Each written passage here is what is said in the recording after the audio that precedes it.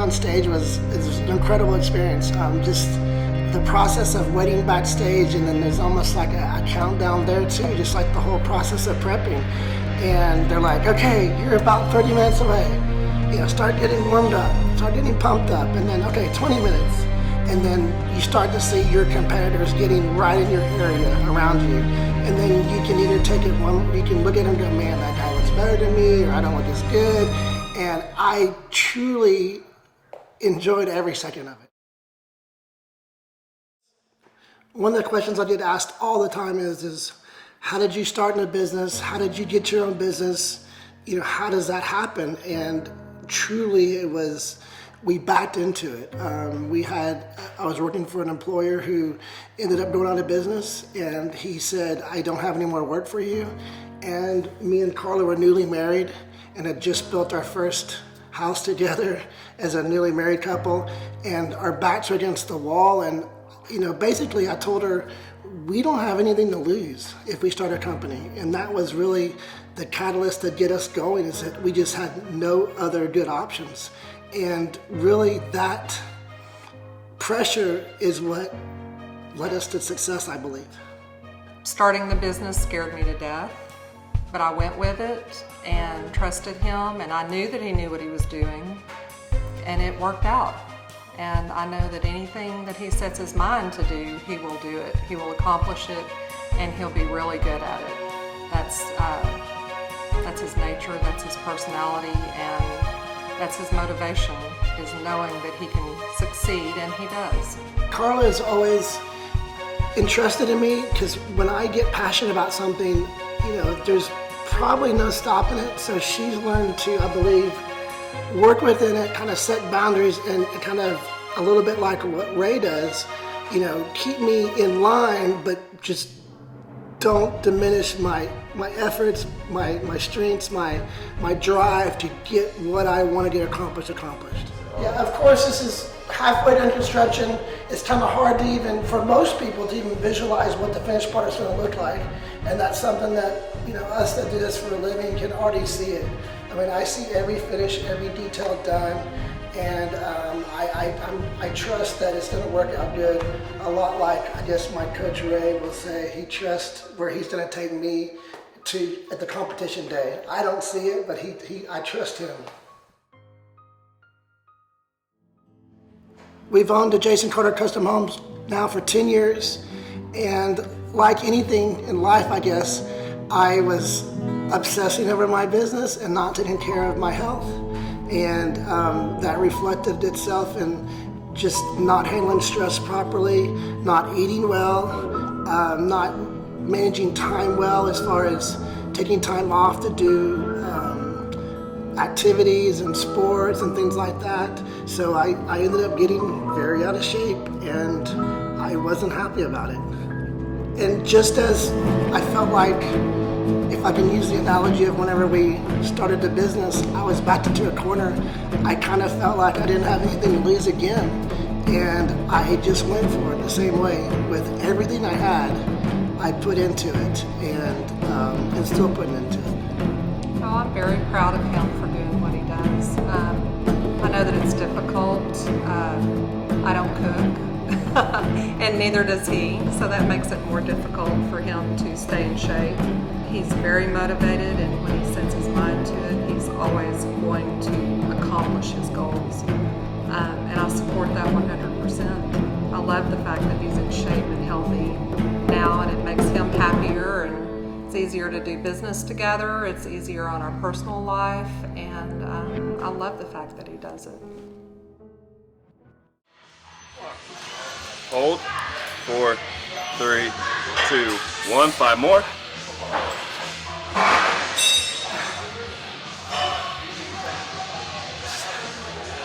Hold. Get it. Come on. And last 5. 5, 4. Come on.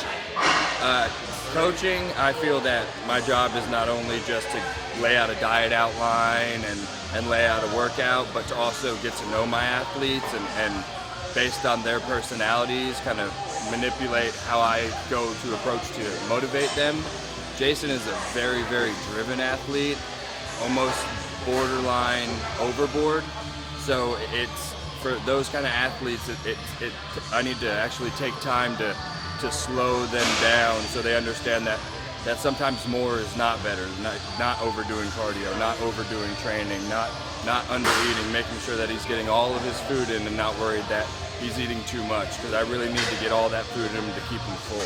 So it's creating a balance for the athlete, because outside of training and working out, you need to make sure that balance is there, or stress, cortisol, and overworking will tear away at your body. Some of the lagging points that we have are like last time we came in like too conditioned, and a lot of that is how hard you work. But like on Thursday when I was like no training, and then we came in here to take a look at you, and the first thing you walked over and started doing curls. Yeah, it goes against my internal instincts to think that more isn't better.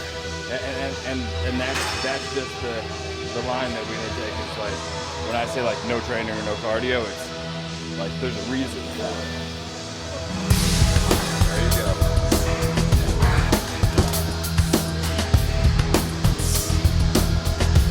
Keep it going. I lost count. One more each arm. Drop. Keep it going. Come on. Drop. Keep it going. Keep it going. Keep it going. Partial. 10, 9, 8, 7. Come on. There's a bunch of misnomers in this industry. There's some people who say you cannot overtrain. You know, they say people who say you can overtrain are just not trying hard. One of Jason's favorite things to do is go on the internet and look up stuff. And there's so many things I research and learn, and then I hear Jason talking to me, and he's like, things like, why can't I eat a cheesecake? And it's like, because you're not Flex Wheeler. Like, it doesn't work out that way. I honestly had no intentions of ever competing. I didn't even quite understand the drive to do it, and Ray Baker, my coach, I guess about 3 months into our relationship, said, you're gonna compete, and I said, no, I'm not. And he just taught me at the right moment. I guess I was tired after a workout or a week or something, but as soon as I agreed to it, I was not about to let him down, show up out of shape, not be committed, not just try to give it my all, and just the knowledge that in a few months, whatever it is, I think we prepped for my first show for 4 months, that you're going to be on stage with people judging you about your physique was enough pressure and motivation to put me over the top.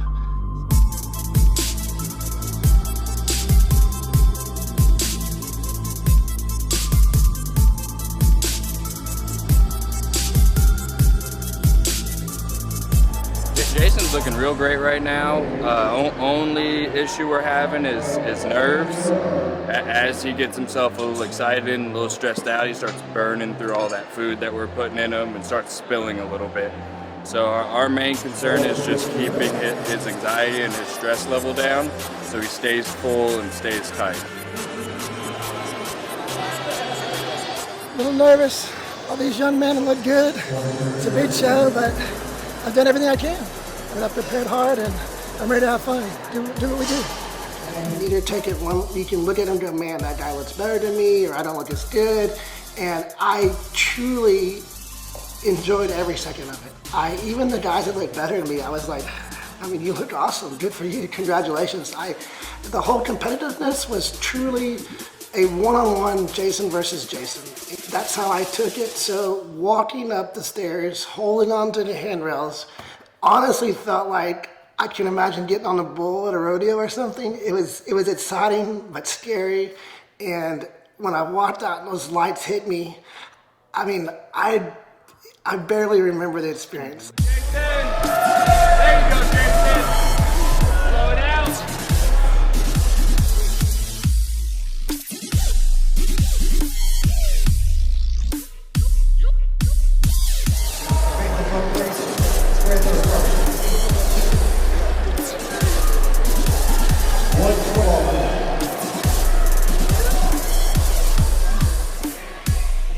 saw by the video my excitement was ridiculous, but that was honestly not prepared. That was just at the moment how I felt.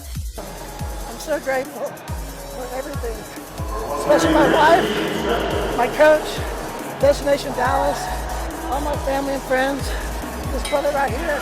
I don't know what it was. It was almost like a weird validation in my mind that like you are one of, you know, the team that can place in a show. Getting second place at that big show was, I just couldn't be happier.